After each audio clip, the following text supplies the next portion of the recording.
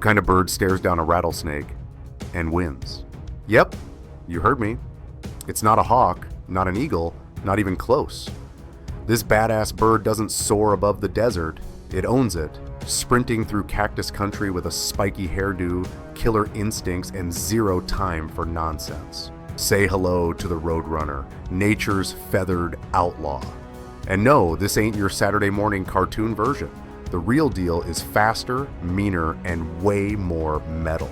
This bird doesn't fly much, doesn't waste time singing, it runs, it hunts, and it throws hands, claws, with anything that crosses its path. Rattlesnakes? Beat them at their own game. Scorpions, please, lizards, breakfast. It's got brains, brawn, and Bruce Lee reflexes packed into a 2-pound body. So strap in. You're about to see a desert duel like no other. High-speed chases, lightning-fast strikes, and survival stunts straight out of an action movie. This is not your average bird documentary. This is Wild Wings, where the wildlife doesn't just exist. It battles, bluffs, and brings the drama. Smash that like button, hit subscribe, and join the flock. Because what you're about to see, it's gonna blow your beak off. Ready? Let's run. Midday in the desert. The heat presses down like a weight. The air shimmers above the sand, and even the wind seems too tired to blow. Most animals are hiding, tucked deep in the shade, waiting for the sun to ease up. But not the runner. He moves carefully through the brush, eyes scanning, head still, legs silent. He's not just out for a stroll, he's hunting, and then he stops. Something's not right. Half buried in the sand, barely visible to the untrained eye, a shift, a shape, a shimmer. Then the sound, a dry, scratchy rattle. Rhythmic, steady, unmistakable. A rattlesnake, coiled, watching, waiting. Its tail trembles, sending out a clear message. Come closer and you'll regret it. Most creatures would back off. A snake like that? Venomous, quick, deadly. But the runner doesn't back off. He lowers his body, tilts his head. Not in fear, in calculation. He's seen this before. He knows what it means. One mistake and it's over. But if he gets it right, it's dinner. The snake lunges. Fast, terrifyingly fast. But the runner reacts in a blink. A blur of feathers. A perfect sidestep. Dust explodes beneath their feet. Another strike. The snake's desperate now.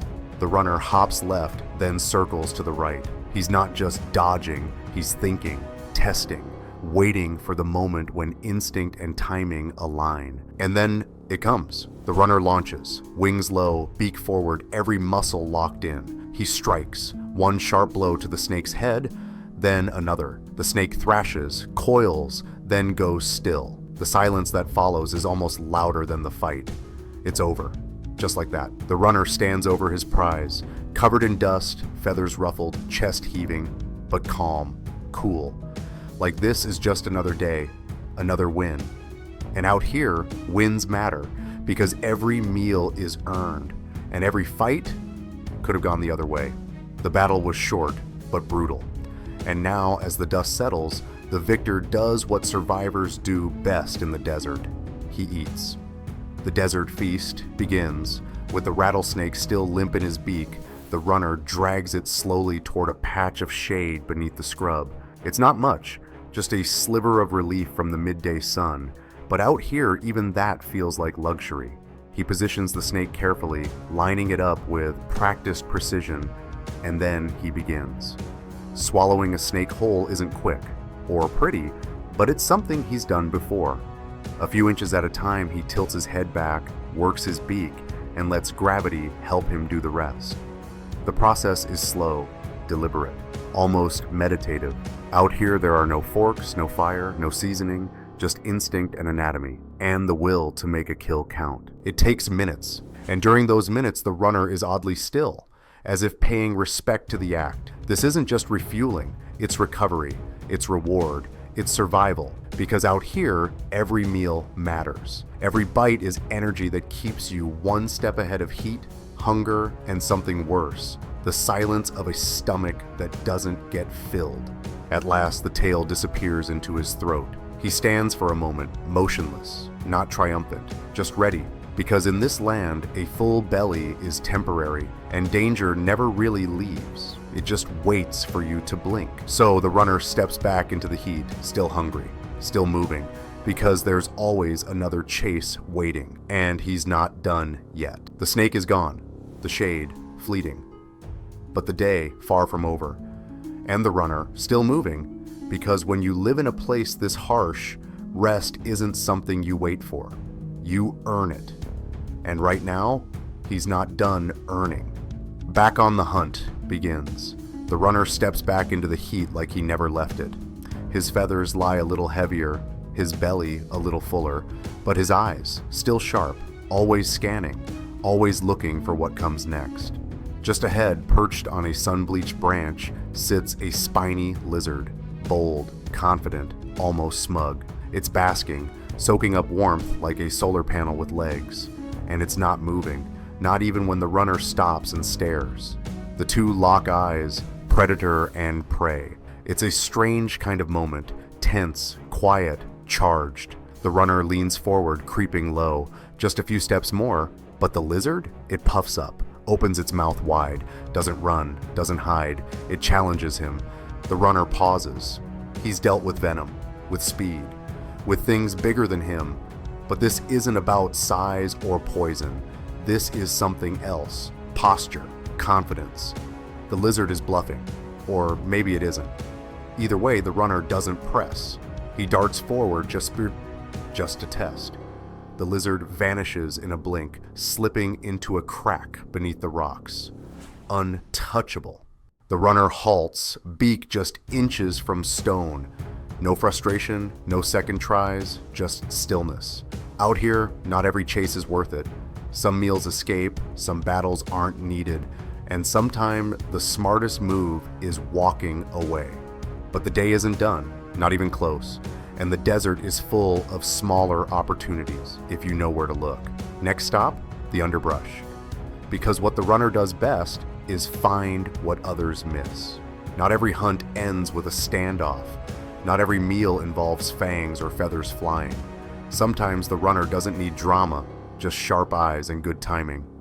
Desert menus and micro hunts begins. Beneath a patch of dry grass, something stirs. It's small, barely audible, just a faint rustle under the still air. The runner freezes, he leans in, listens, then pounces. A field mouse bolts from cover, zigzagging in panic, but the runner is faster. A quick jab of the beak, and the chase is over. No waste, no hesitation. He scoops up the mouse, adjusts his grip, and moves on. Further along, under a flat rock still warm from the midday sun, another challenge crawls into view. A scorpion. Its armor glistens, tail raised, stinger twitching. Most animals back off. This thing could kill with one good sting, but not the runner. He watches, waits, lets it move just enough to give him an opening, then strike. Clean, precise. The scorpion never gets the chance to defend itself. In seconds, it's down, dinner served. From grasshoppers to beetles, tarantulas to centipedes, no bug is too strange, too quick, or too toxic. The runner doesn't discriminate. He takes what the desert offers, one small bite at a time. Even frogs, when they appear, usually after rare desert rains, are fair game. All it takes is one sound, one misplaced hop, and the runner is there, efficient, unstoppable, always alert.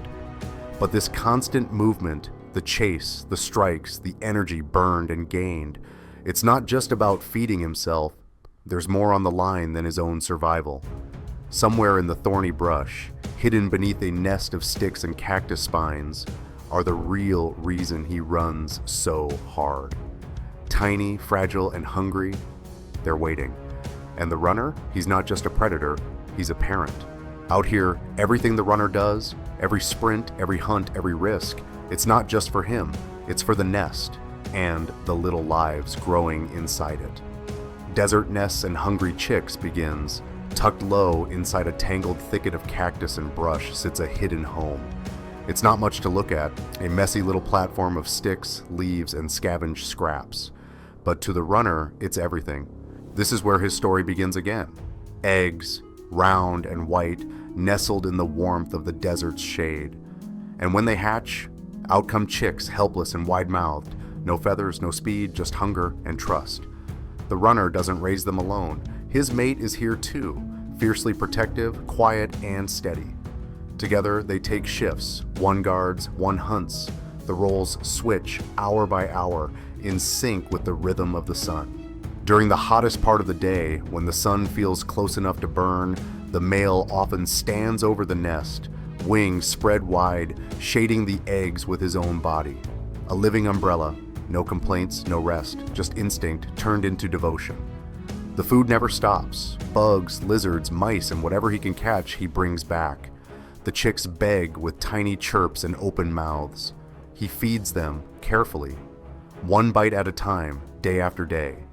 And as they grow, they start to mimic him, pecking at shadows, chasing beetles, stumbling through their first awkward steps. By 3 weeks old, they're ready to leave the nest. Not completely on their own, not yet, but getting close. They'll follow him for a while, learning by watching, when to move, when to wait, where to find food, and how to survive in a place that gives nothing for free. And to do that, to survive here long term, they'll need more than lessons. They'll need bodies built for this place, and minds that never stop adjusting. Because in the desert, the rules are different. And the runner? He was made for it. Raising young in the desert isn't just hard, it's brutal. So nature didn't just give the runner instincts, it gave him upgrades. Built for the desert begins. The desert is dry. That part's obvious, but it's more than just thirst. It's heat that never backs off. It's land that offers no shade, no water, and no second chances. Out here, survival isn't about being the strongest. It's about being designed perfectly for the job. The runner's body? It's a masterpiece of desert engineering. Long legs carry him across blazing sand without burning. He runs instead of flies because wings aren't practical when cover is low and prey is fast. Running saves energy, and in a place where food is uncertain, every bit of energy counts. His toes, two forward, two back, grip sand and stone like a climber's hands. That weird X-shaped footprint, it's not just cool looking, it confuses predators. Makes it harder to tell which direction he was going. It's desert camouflage, built into his steps. And water? The runner barely needs it. He gets moisture from what he eats. Lizards, bugs, even frogs when they show up. Every meal is a snack and a sip. But the real magic trick? His salt glands. Tiny structures near his eyes that let him get rid of excess salt without wasting water. It's the same trick seabirds use, but the runner does it on dry land.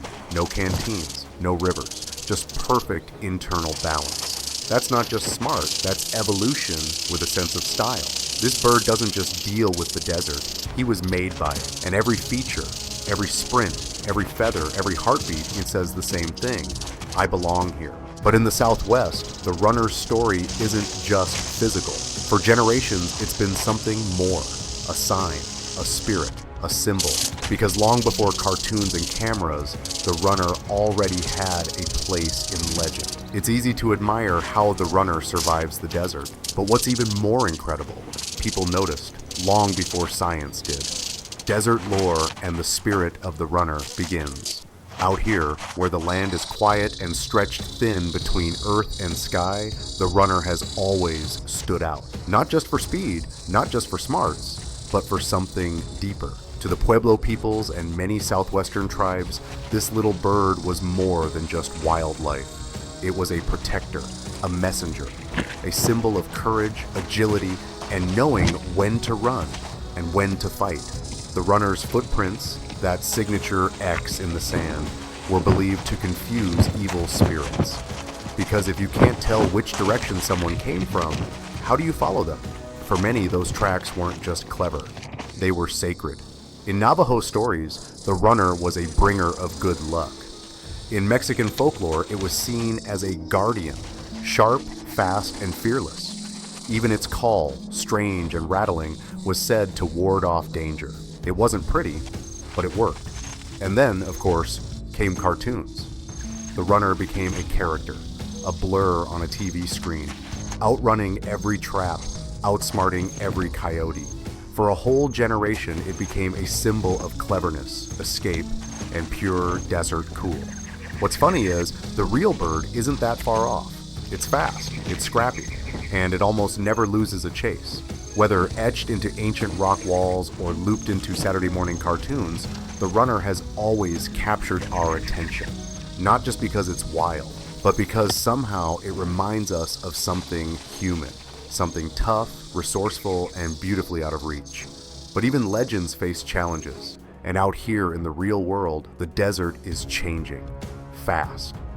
So the question becomes, can the runner, the symbol of desert survival, keep up with what's coming next? In stories, the runner always wins. He's fast, clever, untouchable. But out here, in the real desert, not every trap is made by coyotes, and not every threat can be outrun. Threats on the horizon begins. The desert is changing, faster than ever before. Seasons stretch longer, drier, harsher. Shade is rarer. Water, practically mythical. Where wildland once sprawled, there are now fences, roads, power lines, parking lots. Space to run, shrinking, and with it, the runner's advantage. The animals he hunts are disappearing. So are the places he hides, nests, and raises his chicks. And with rising temperatures and erratic weather, even the toughest desert creatures are hitting their limits. Most people never see it. The runner doesn't complain, doesn't gather in flocks. He's silent, solitary, and incredibly good at hiding. But just because you don't see him struggle, doesn't mean he isn't. Habitat loss, pesticides, invasive species, all of them chip away at the edges of his world. And when those edges are gone, even a bird this fast might not find a way back. The good news? He's still here, still running, still raising chicks, still dodging danger like he's been doing for thousands of years. And if there's one thing we can count on, it's that the runner doesn't give up easily. His story isn't just about speed, it's about resilience, about adapting again and again until the desert feels like home. And maybe that's the real lesson he's been showing us all along. In a world full of obstacles, the runner keeps going. Not because it's easy, not because it's safe, but because that's what survivors do. They adapt, they endure, and they carry their story forward. Resilience and legacy begins. Every desert morning, just before the heat rises, the runner steps into the open, eyes sharp, feet steady, tail flicking, no fanfare, no hesitation, just motion, like it's built into his bones. He's not the biggest bird out here, not the strongest, not the loudest, but give him a patch of sunlight and a reason to move, and he'll find a way through. It's not just instinct, it's legacy, passed down from every runner who came before him. From the first bird that cracked an egg open beneath a cactus, to the fledgling that watched, learned, and ran forward into the heat. His legacy lives in footsteps pressed into soft sand, in feathers scattered under a mesquite branch, in every chick that learns to leap, not fly, and chase down something bigger than itself. Out here, survival isn't about being lucky. It's about showing up every day, being smart when it counts, knowing when to fight and when to just keep moving. And maybe that's why people have admired this bird for so long. Not because it's perfect, but because it's relentless. The runner isn't just a bird, he's a reminder that we too can be bold in the face of heat, sharp when the world turns rough, and fast enough to leave doubt in the dust. In the end, the desert belongs to those who learn its rhythm. And the runner? He doesn't just survive it, he becomes part of it. Thanks for joining us on this wild desert journey. If you felt inspired by the runner's spirit, give this video a like, share it with someone who needs a little courage today, and let us know your favorite wild animal in the comments below. Until next time, stay curious, stay wild, and keep chasing what moves you.